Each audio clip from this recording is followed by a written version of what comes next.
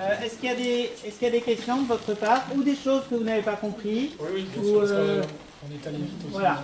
Vas-y, Flavie. Pour les GIEC, il y a des GIEC dans toutes les régions. Ah non, j'ai oublié de dire. Justement, ce qui est intéressant, c'est que donc le GIEC, en réalité, c'est le GIEC international. Après, ça a été décliné dans les régions. Il y en a, en France, il y en a deux. L'Aquitaine, une. Voilà. Donc, métropole de Rouen, de la taille, il y a des groupes d'experts sur les métropoles, mais les grandes métropoles. La métropole de Rouen, en France, il y en a quatre. À la taille de la métropole. D'accord ?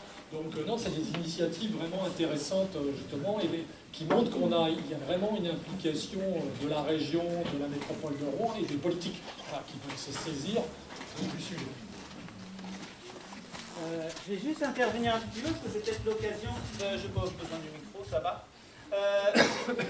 Donc, on a organisé ce regroupement des éco-responsables avec cette thématique climat. C'est d'abord, déjà parce qu'il y a la mise en place du GIEC Normand, et c'est parce que, en plus, alors on en reparlera demain, en ce moment, au niveau national, il y a une convention citoyenne pour le climat, c'est-à-dire qu'il y a un certain nombre de citoyens qui ont été tirés au sort pour recevoir une information sur ces enjeux du climat et pour essayer de faire des propositions.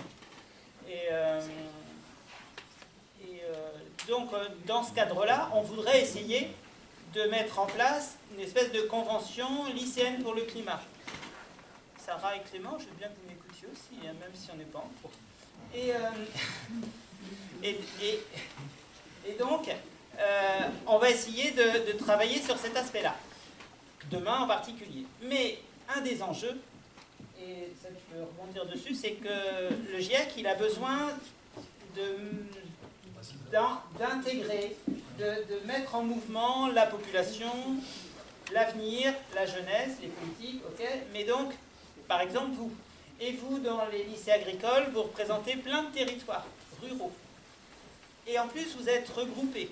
En plus, il y a une espèce d'unité de regroupement des éco-responsables dans les établissements. Il y a un réseau régional, il y a même des liens avec le réseau national. Donc l'idée, c'est vraiment de vous donner envie de vous investir et de dégager un noyau parmi vous qui est prêt à s'investir un peu plus et qui deviendrait des ambassadeurs du climat.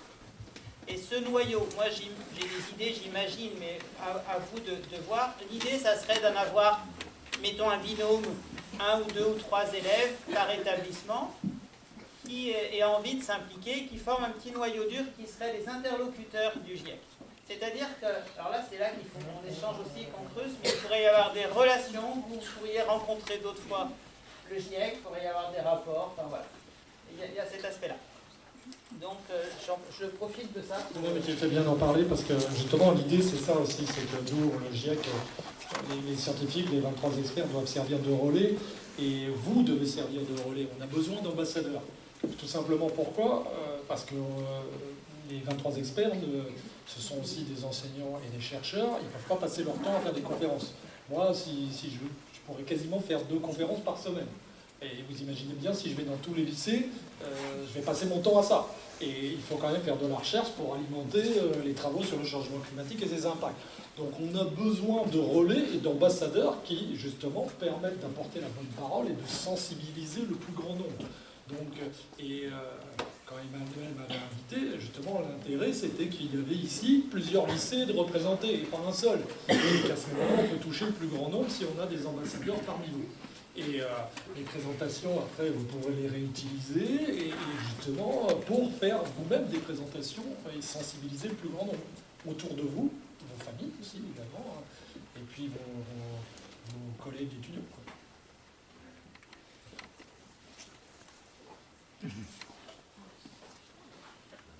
Vous êtes fatigué?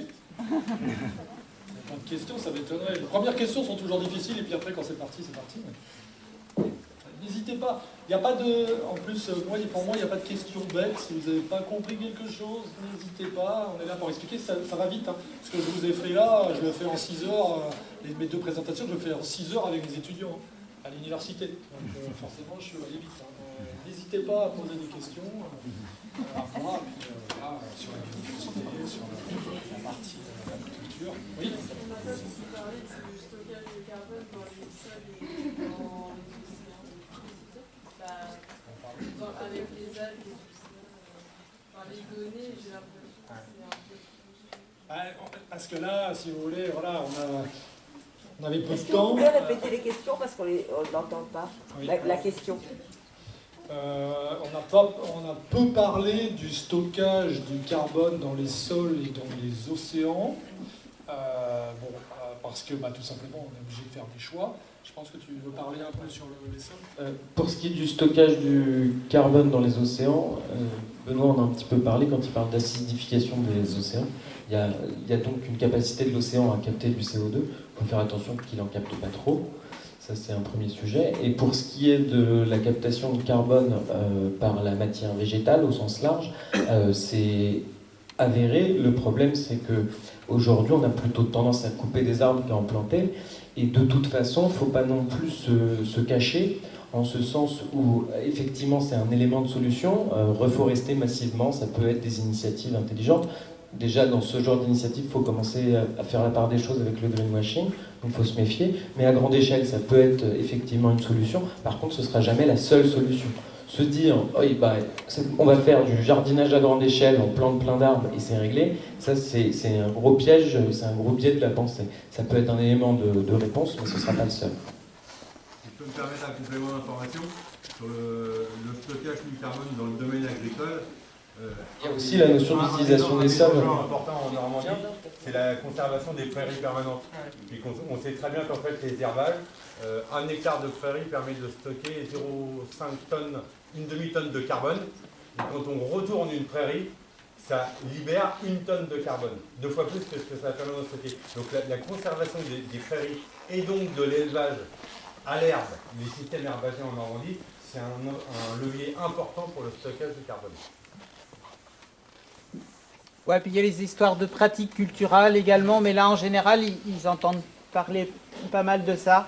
L'utilisation des sols, tu veux dire ? Ouais, donc des techniques culturelles. Le labour et le non-labour, c'est pas pareil. Et c'est aussi ce dont on parlait, l'élevage. Selon le type d'élevage, on n'a pas les mêmes conséquences. C'est-à-dire qu'un élevage assez intensif, où on n'a pas d'autonomie en protéines et où on importe beaucoup de protéines du Brésil, en particulier du soja, ça n'a pas du tout les mêmes conséquences que si on est en autonomie en protéines, en polyculture élevage, en Normandie, avec... voilà, c'est pas du tout pareil, mais là, globalement, ils sont assez au courant de ces aspects-là. Enfin, c'est plus dans leurs études. Est-ce qu'il y a des termes ou des choses ou des notions que vous n'avez pas bien compris ou des éclaircissements dont vous avez besoin? J'avais une question. Alors, de votre exposé, on a compris que le changement climatique il est irréversible. On a compris que le constat est quand même assez alarmant, c'est-à-dire préoccupant. Je voudrais savoir quelle est la part, en quoi l'initiative individuelle, dans la vie professionnelle, personnelle de chacun, constitue un levier par rapport à des initiatives plus globales, plus gouvernementales. En gros, est-ce que individuellement, on a besoin que les citoyens se mobilisent, ou est-ce que la seule volonté des gouvernements et le progrès technologique pourrait permettre d'enrayer le phénomène? Et en lien avec ça, j'avais une deuxième question. Compte tenu de ce que vous avez dit, est-ce qu'on a un intérêt aujourd'hui à se focaliser davantage sur la question de l'adaptation, c'est-à-dire se préparer au changement, ou malgré tout, est-ce que la question de la lutte, c'est-à-dire de l'atténuation du changement climatique, est encore en termes de priorité un enjeu? Je fais la deuxième. En réalité, les deux, il faut continuer sur l'atténuation. Moi, je crois beaucoup aux citoyens. Mais je dirais que je fais les deux ensemble.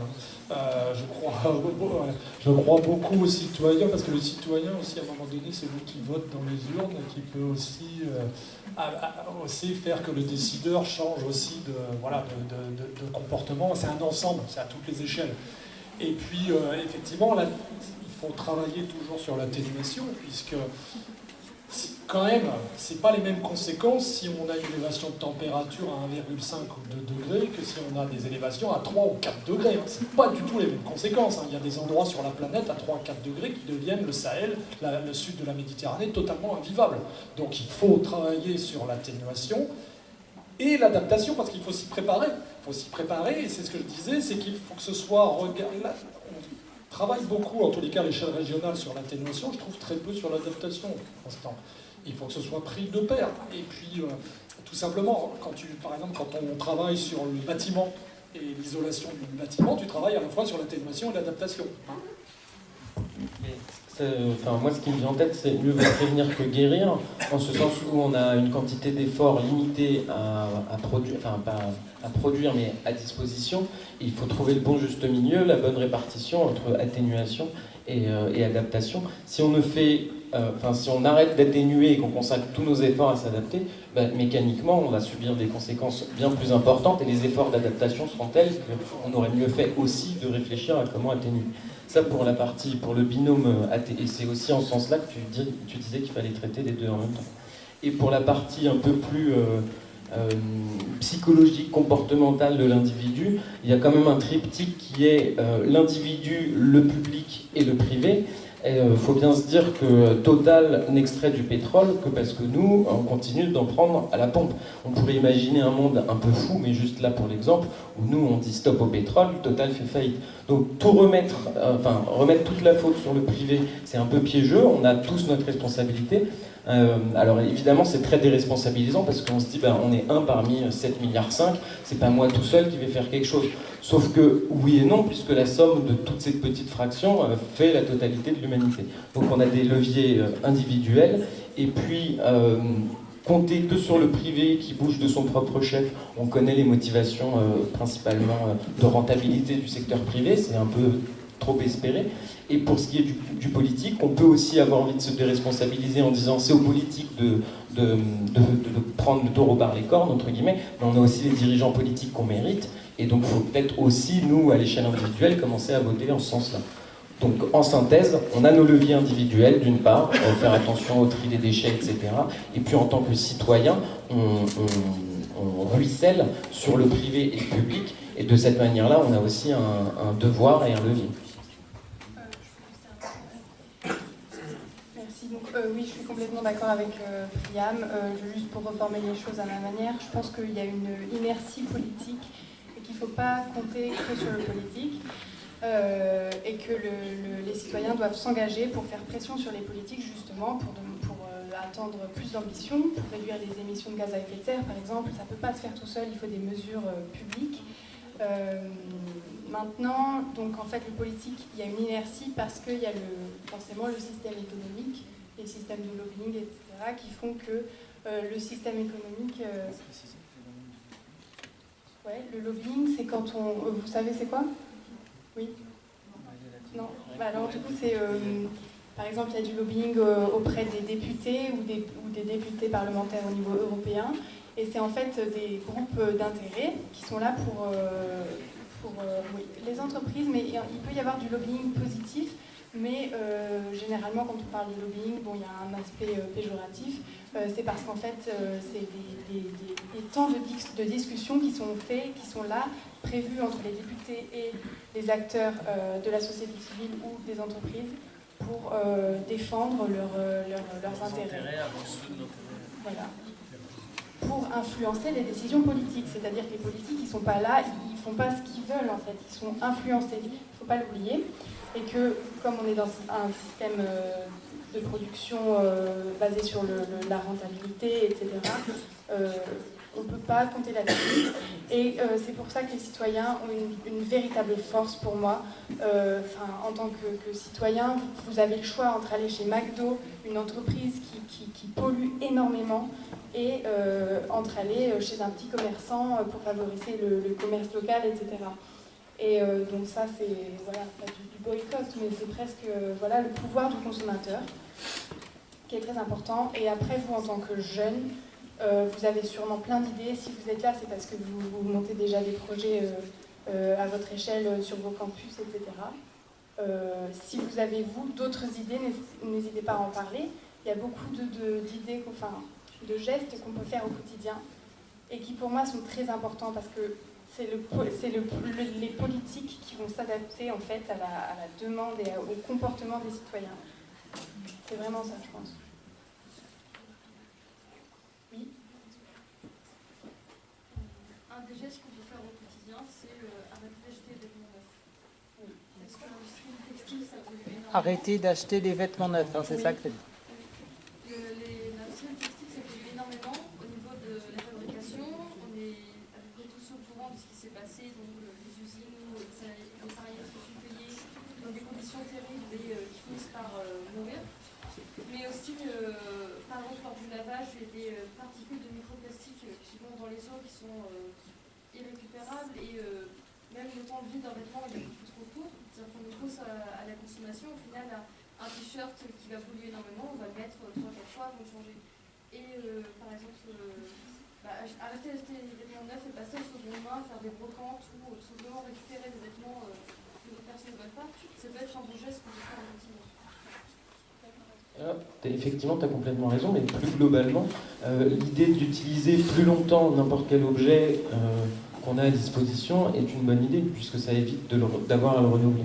Un autre bon exemple, c'est ton téléphone qui est juste là. Je t'accuse de rien, mais il est très possible qu'il y a 2 ans, tu n'avais pas le même, et il est très possible que dans 2 ans, tu n'aies pas le même, malheureusement. Si tu arrivais à multiplier par 3 ou 4 sa durée de vie, là aussi, de la même manière, pour abonder dans ton sens, tu fais aussi une action louable et durable. Et oui, tu as parlé aussi de l'aspect social qui est vraiment pas à oublier parce qu'on pense au climat, etc. Mais il y a aussi tout ce qui est équitable. Si vous connaissez déjà sûrement la démarche équitable, c'est intégrer dans les prix le travail social et voilà, mais c'est aussi bien de prôner un autre système de prix qui intègre vraiment l'environnement, le travail social dans les prix. C'est pour ça qu'on pense par exemple aux taxes sur le carbone et sur les émissions. Et ça, c'est par exemple un exemple voilà, d'intégrer l'environnement ou le travail social dans les prix. Il y avait une autre question ? Comment le réchauffement climatique modifie le courant sous-marin rapporté dans le futur à une prochaine Pas forcément les courants sous-marins. Le climat, il est gouverné par une circulation atmosphérique et une circulation océanique. Et la circulation océanique, c'est une sorte de, je n'ai pas de diapo là, c'est une sorte de tapis roulant, c'est-à-dire qu'on a des eaux, des courants de surface, et puis quand on arrive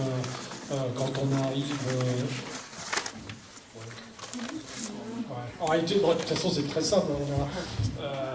On a des courants de surface comme ça, et puis les courants de surface au niveau des zones tropicales, on a les zones les plus chaudes. Quand on arrive les zones aux hautes latitudes, l'exemple du Gulf Stream, le Gulf Stream il passe le long des côtes dans les Caraïbes, il longe nos côtes en Europe, et quand on arrive, je vais plutôt le faire là, en réalité ce qui se passe c'est qu'à un moment donné c'est tout simplement une circulation comme ça.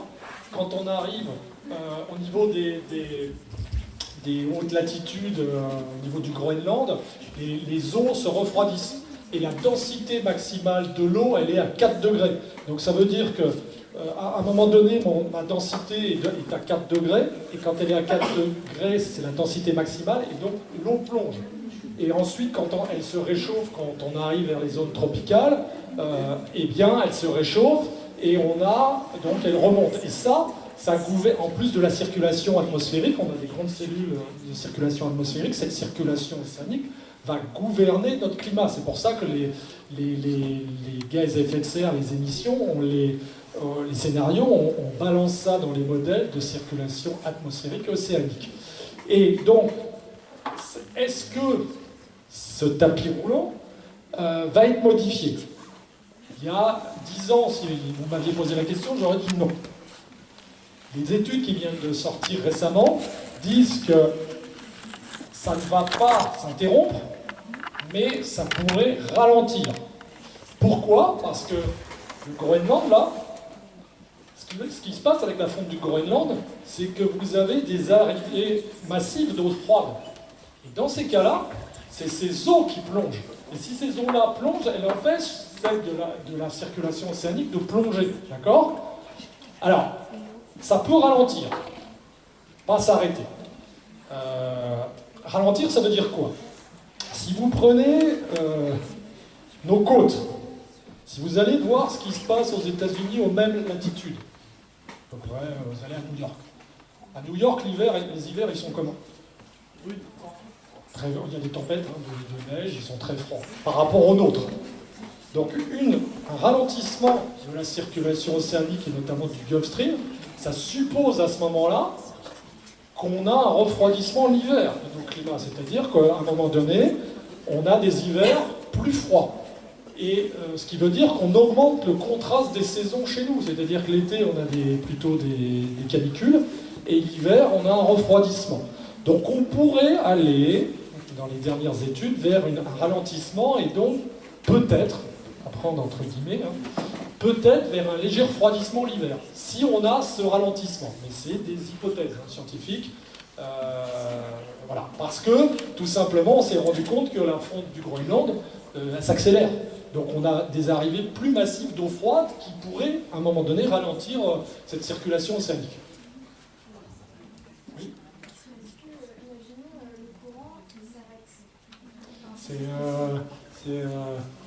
avez vu le film, comment il s'appelle? Le jour d'après. Voilà. C'est le jour d'après, mais pas le jour d'après, pas la vitesse du jour d'après. Voilà.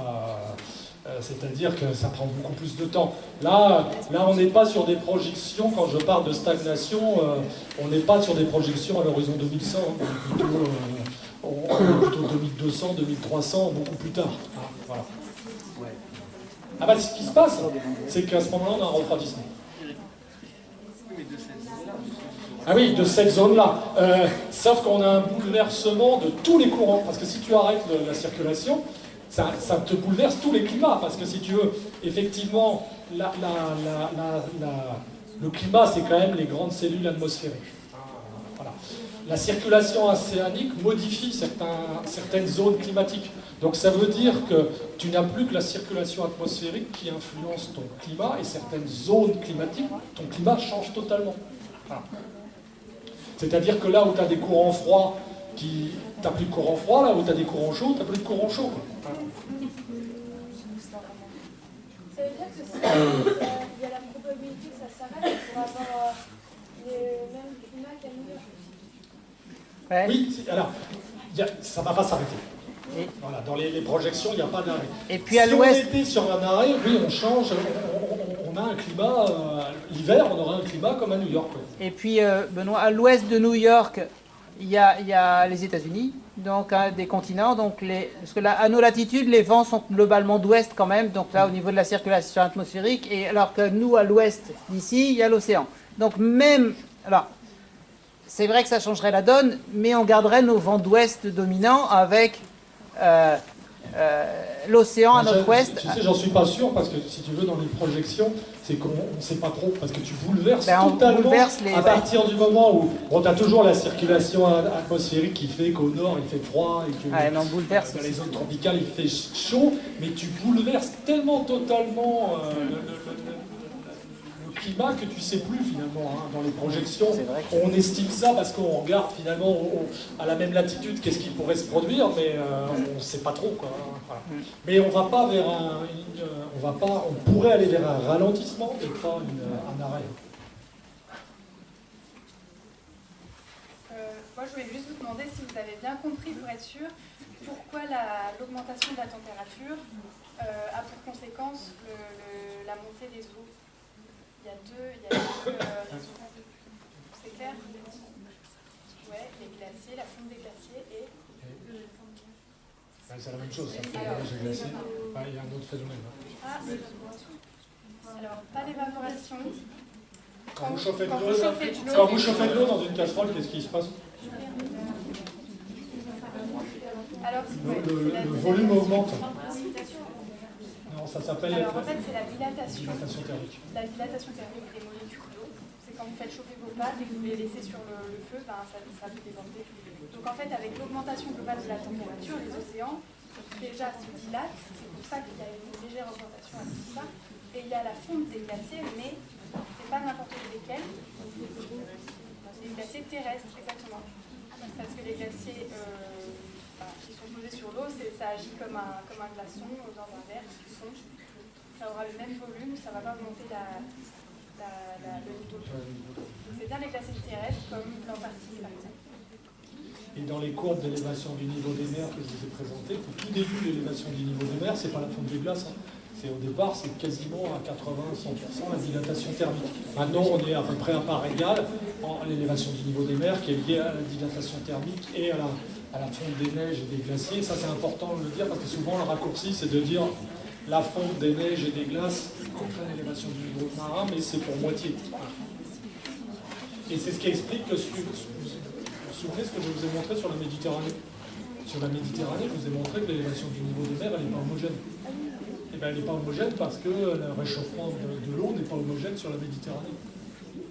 Donc si vous avez une température plus élevée, vous avez plus de dilatation thermique.